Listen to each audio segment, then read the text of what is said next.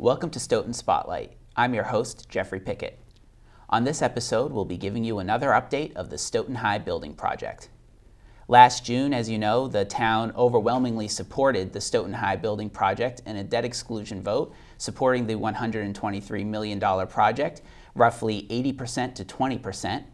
And now, since that June vote, the building committee and the owner's project manager, architect, and now the general contractor have been working to get the project ready for groundbreaking at the end of this current school year.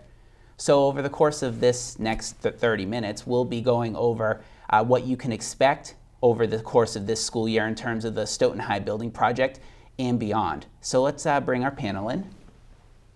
Have Dom Tiberi to my far end of the screen, and Dom is he's with Compass Project Management, and Compass is the owner's project manager for this project. Thank you, Jeff. And Christian Riordan is here in the middle, and you are with Consigli Construction, who recently came on as the construction manager at risk and general contractor for the project. So let's get right into it. And of course, the vote happens in June, and that really gives the project the green light to go forward. And so since that vote has taken place, Dom, what's the committee been working on? What's the project, some benchmarks the project has met? Well, if you remember in the very beginning, we talked about how when we were in schematic design, how we were using the educational program and to dovetail that into the design. Once even prior to the vote, we started to work on design development and taking that program information and getting into more detail going forward. Once the vote was completed, we were full on with our architectural team and working in collaboration with the school department and the town agencies and starting to get into more detail and more into the type of materials and what we need for the project itself. Also getting out there to the utility companies, telling them about how we're going to approach this project. And concurrent with that, we started to look and ask for interest and qualifications from construction managers at risk / general contractors who would be interested in doing this project. We had interest from 10 contractors. 9 submitted their qualifications. By mid-July, we rounded that down to, once we started looking at their qualifications and financials, we met with 5 of construction manager general contractors in a subcommittee of the school building committee. From that group, we decided to push forward Consigli Construction and Gilbane Company to the school building committee in early August. In early August, they both made presentations to the full school building committee. I'm happy to say unanimously, Consigli was picked by the school building committee, and we've been working with them since that time. During that time, as I said, we have been working with more detail and more specifications on the project. Right now, Consigli, DRA, our architects, and Compass have design development drawings, and we are reviewing those documents right now for estimates to see if they meet our budget. And we will have that by the end of this month, and that would work towards our next submission to the Mass School Building Authority. Once that is completed, we will be fine-tuning again the drawings into construction documents, and Christian can talk about this. But again, we're very happy to bring Christian and Consigli Construction on board. Consigli Construction is over a 100-year-old local company from Milford, 4th generation, very, very well known in the area, but has the vast experience of doing school projects. And so I think a good place to start is kind of explaining how the owner's project manager, Compass, the architect, DRA, and the construction manager at risk or general contractor, Consigli, all work together with the Massachusetts School Building Authority and also the town in getting this project done, and what kind of everybody's role is. Well, quickly, because it'll take some time as you detail. As I said before, the architect's main job is to take the program and build and design a facility that would encompass that program so that everybody, the stakeholders, have that building that they require in the 21st century educational program. Again, simply the construction manager and the general contractor implement those drawings with their vendors, their suppliers, fabricators, and their tradesmen to put together that building and meet the goals of that program, that the educational program set for. The construction manager, the operations OPM manager, owner's project manager, we work in conjunction with them, basically guiding them through the process with the MSBA, with the school building committee, with the town agencies. We look at the schedule. We continue to look at the budget, maintain the budget. We are always also auditing, looking at the financials going forward. We mitigate issues as best we can as a collaborative group. And as I say, sometimes we're just we're like a conductor, trying to make sure that everybody's playing the same kind of music. So now the Mass School Building Authority obviously has a stake in this, and we work with them on a weekly basis. But they come to the site, make sure that we're managing the project properly, and watching our financials as well. And so I think this is a good opportunity to, before we go into specific phasing, to just kind of go over a brief overview of maybe the site plan and look at some of the renderings that have been made previously available, just to kind of catch people up. Sure. So we could start by going over to the presentation on screen, bring that up. And we have, and Dom, you can walk us through the site plan over here. Well, what you're seeing is an overhead view of the site plan. To your right is Pearl Street. To the bottom is in the center there where you see the white mass is the future school. Where you see the football stadium in the future is where your existing high school is.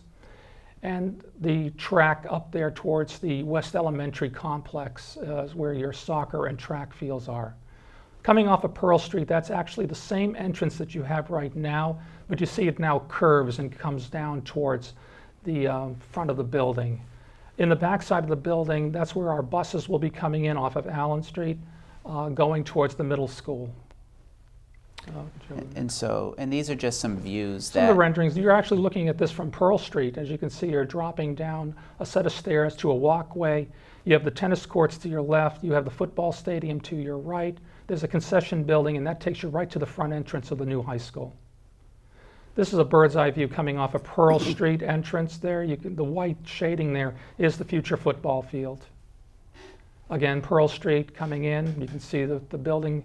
And this gives you an interesting perspective where you're actually seeing Pearl Street shows a building that has a front entrance. Your existing school, you come from the side right now. So the lower commons is the entranceway. You can see this rendering kind of shows you as you come into the building. I believe this is coming in from the back of the building.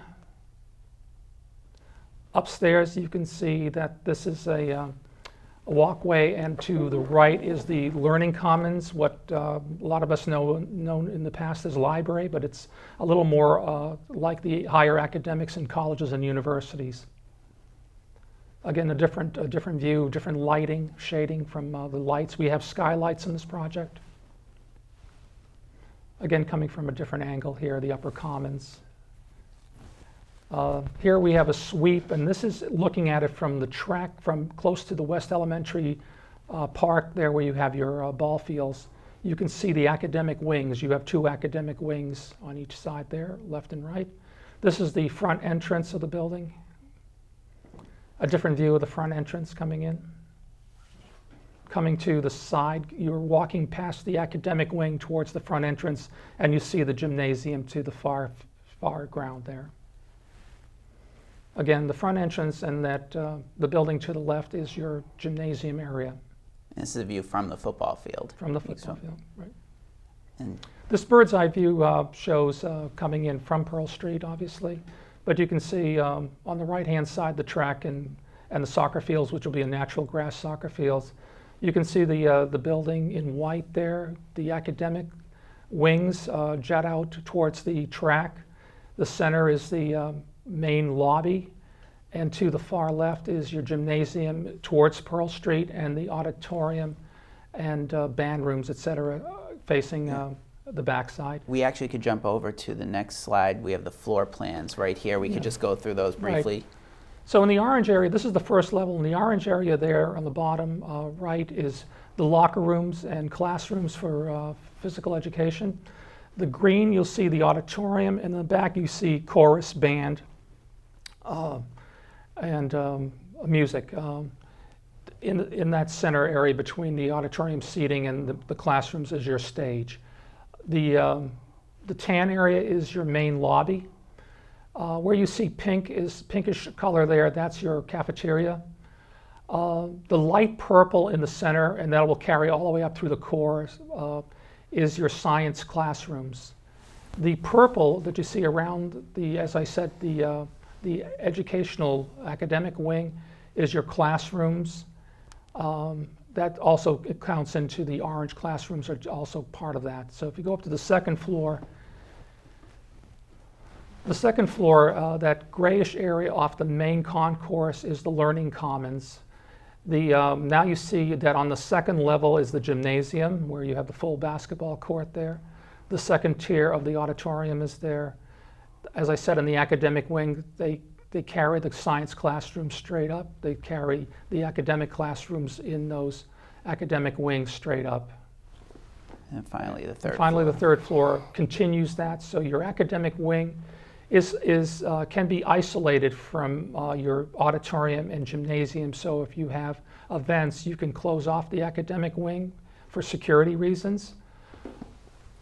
And that's, we can come back into the studio looking at those floor plans. It's obviously much more condensed floor plan than what the current school has. You know, the current school was a series of additions over time and more spread out. So a project like this, what's the first, you'll be breaking ground at the end of the year, but between now and then, what work goes into getting ready to break ground from a construction standpoint? Sure. Well, just quickly, just to make it clear, we'll be breaking ground at the academic year ends. Correct. Yes, yes. In roughly June. Right. So, as Dom had mentioned, right now we're pricing up the design development documents.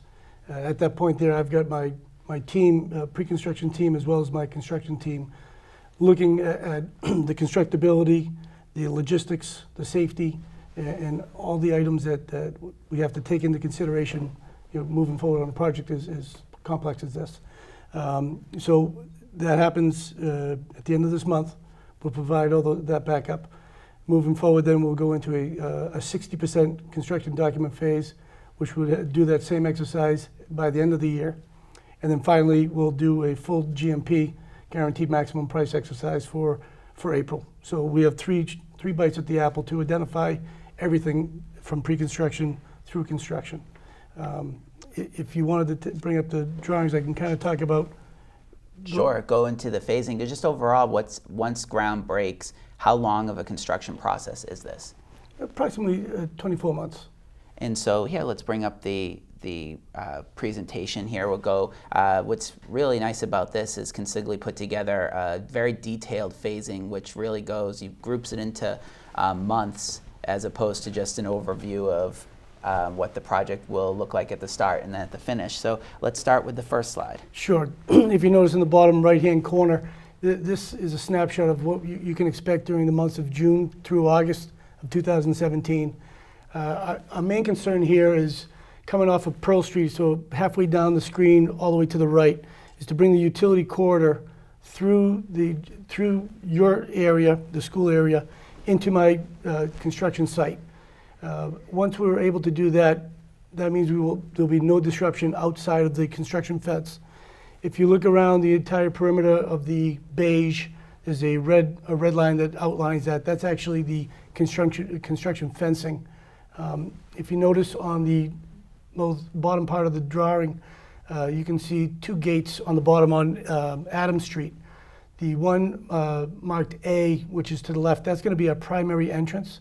And B, which is off to the bottom right, that'll be our secondary entrance. So vehicles will be entering through the left and coming out through the right, where they'll minimize the amount of issues or just conflicts with the community. One thing that we did take a look here is that on Adams Street, there exists a parking lot that will no longer be there. So what we've done, if you look in the You're talking this parking lot right at the bottom here. No, if you go to the beige area, Yep. the bottom area there are parking spots there. Yes, along the tennis courts. Exactly, Yep. along the tennis courts. So those will no longer be there because we're actually taking that right to the sidewalk. What that does is that actually creates a safe area for the construction personnel as well as keeping the community safe at the same time. So there's no intermingling, so to speak. But what I wanted to bring your attention to is the upper right-hand corner. We have a temporary parking lot that we're looking to transfer those spots to the front of the building. And that's this black right here. So that will prevent any sort of loss of parking in the area. I think if you go to the next slide. So this next slide will take you to pretty much the beginning of the next school year. So we're talking August to October 2017. August to October, exactly right. So as you can see, my perimeter fence has been now pulled off of the building, where before we had it tight up to the building to get that utility corridor in. You can notice there's a red line that goes right along the existing school, right against our fence.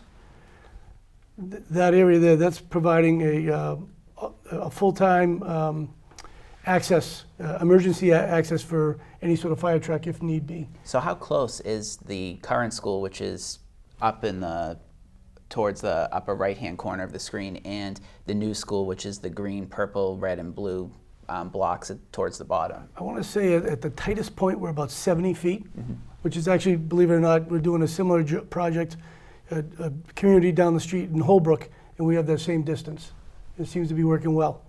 So our biggest thing is that what we're trying to do is create a safe zone for your community as well as for our workers, a clear separation. And the way that we're actually looking to build the project, if you take a look at the bottom right-hand corner, we have a little box that kind of shows that where the purple and the blue, B and D, we start there, which is the closest to your community, and move away from your community. That way we minimize the amount of time that we're up against the fence all the time, having enough clearance where we're not going to be swinging any sort of steel or anything outside of our construction fence zone. Now, how important is it to be able to put foundations in before, you notice this is the end of this slide, October 2017, to get the foundation in before the winter months?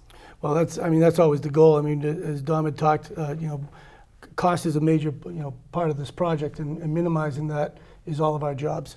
So our goal is to try to get all those foundations in prior to any sort of freeze or snow.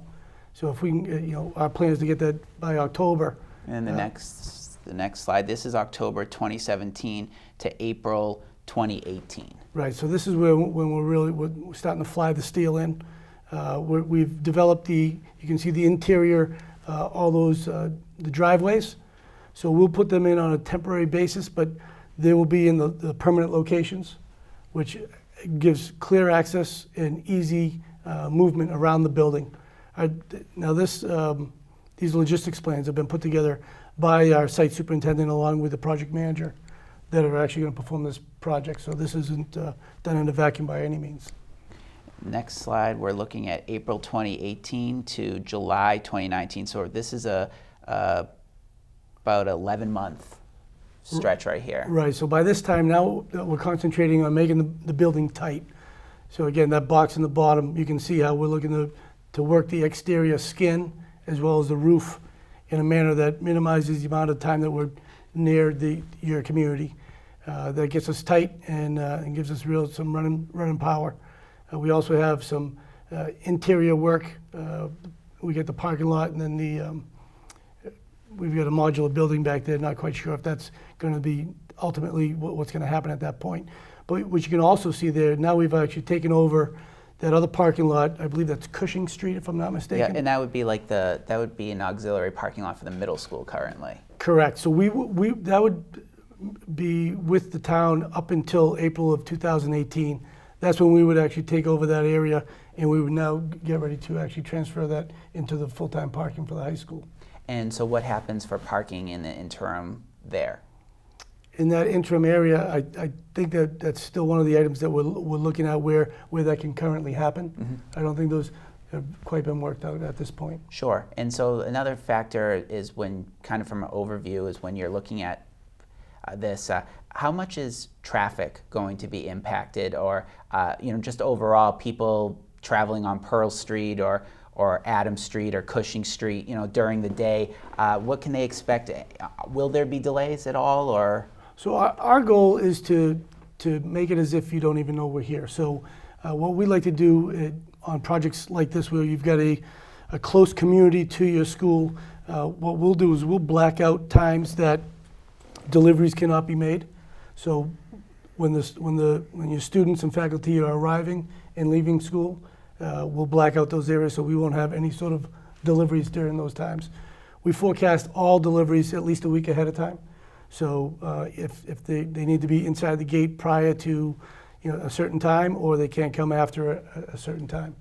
And that's the way that we mitigate that. So to answer your original question, our goal is to not have any sort of impact into your community. And what about noise for the construction noise for the current students in the old building? The current Stoughton High School is still open during this time period and will still be occupied. So what will it be like for the students in the building during the school day? Well, I'd love to tell you that no one's going to hear anything, but it is a construction site. What we definitely take very careful measures. We'll meet with the superintendent of schools, the principal of schools, get your schedule. I know that MCAS are a very important time of the year. So if we're able to identify those times when that's happening, we'll minimize the amount of work happening, at those times, and keep it to a what I'll call a softer sounding exercise. And just to jump in, what Christian was saying, we've discussed with their superintendent and their project manager that we would meet with Principal Miller on a weekly basis to talk about what's coming up in the week and what's coming up in the month, and to at least give them a head start on planning. And so I believe we have a couple more slides to go through. This is August 2019 to October 2019. And this is actually, I believe, during this period, the new building will be open and occupied. Exactly. So our plan is to turn over the building in the month of July of 2019, allow all the furniture, let everyone get accustomed to using the building for at least a month. So when the students show up at the end of August, everyone's all the faculty is comfortable working in their actual offices. At that point there, we've now changed the outline of the construction fence, and now you've moved into your building. You have got your permanent parking, and you've got your flow completely outside of our area. You still have that parking lot down located on the corner of Pearl and Adams, and now you've got it all on Adams and down Cushing as well. So there's a clear separation. Now we've taken over your old entrance. So now all our construction vehicles are coming in from the upper right-hand corner, and we're starting the abatement and demolition on the existing gymnasium wing. The reason that we're doing that is as Dom had mentioned, the soccer field is actually a natural grass field. So that gives us an opportunity to actually plant that grass sooner than later, and that will actually be done prior to the existing high school being taken down. And so this next slide shows the continuation of the demolition and putting in some of the fields. How long does the demolition take? This is, it says October 2019 to March 2020. So you're looking probably at about 3 months worth of demolition and then site prep for the field coming in behind it. And finally, this is more or less the completed project. This is between March 2020 and August 2020. Correct. This is the real exciting part of the project. This is when we're turning it over. You'll see all the landscaping being completed. Everyone will be ready to get on their sports fields. Great. So we can come back to the studio, and just to kind of review, it looks like the ground will break at the end of this current school year. So we're talking June 2017. The building would be ready to be occupied by the beginning of the 2019-2020 school year, and the fields would be ready and the entire site work would be done by the beginning of the 2020-2021 school year. Correct. That's correct. So just in the few minutes we have left, a lot of residents I'm sure want to know when the taxes will be going up, as this was a debt exclusion vote. And talking to TJ Recupero, who is the chairman of the Stoughton High Building Committee, he told me that you'll start to see an increase on your tax bill on following July 1st, 2017, once the new fiscal year kicks in, whatever that first tax bill is following the beginning of this fiscal year, probably sometime in August. That will be when you would see the increase in taxes. In terms of cost, this being a $123 million project, the town paying $71 million of it, how important is it on your end to be keeping to that budget, keeping costs down, and how do you do that? Well, I could speak real quickly to that. Sure. Just that the budget is the budget. We have to maintain that budget. It will not increase at all. That's the mandate here by the vote and by the state also. With the help of Consigli construction company, as we're going through the different generations of estimates in the next basically 6 to 8 months, there'll be a chance to review things that we think that might be cost prohibited, and we'll look at that, whether it's a material, whether it's the way we're delivering the project, et cetera. And that's the advantage of bringing a construction manager, general contractor on board prior to the full bid of the project. They give us that expertise. They can reach out to subcontractors and get real-time pricing. So we continue to drill down. Our hopes are that the pricing will be lower than what we had projected, but we always have that cushion in there. And as you know from the previous discussions, we had carried a contingency in our schematic designs estimates going forward. So now as we fine tune, as we get into design development, and that contingency gets taken a little bit because we have better documents, and as we get into the construction documents, it goes further. And as Christian alluded, we get to that guaranteed maximum price, which cannot exceed what the budget was. And just real briefly, it will be opportunities for local contractors to be able to work on this project? Absolutely. We'll go through a full pre-qualification of all contractors, and local ones included. All right, well, great. I just want to thank you both for joining me today and giving an update on this project. Again, another big year coming up for the project, with groundbreaking expected at the end of this current school year in June 2017. So thanks for tuning in to Stoughton Spotlight. I'm Jeffrey Pickette, and we will see you next time.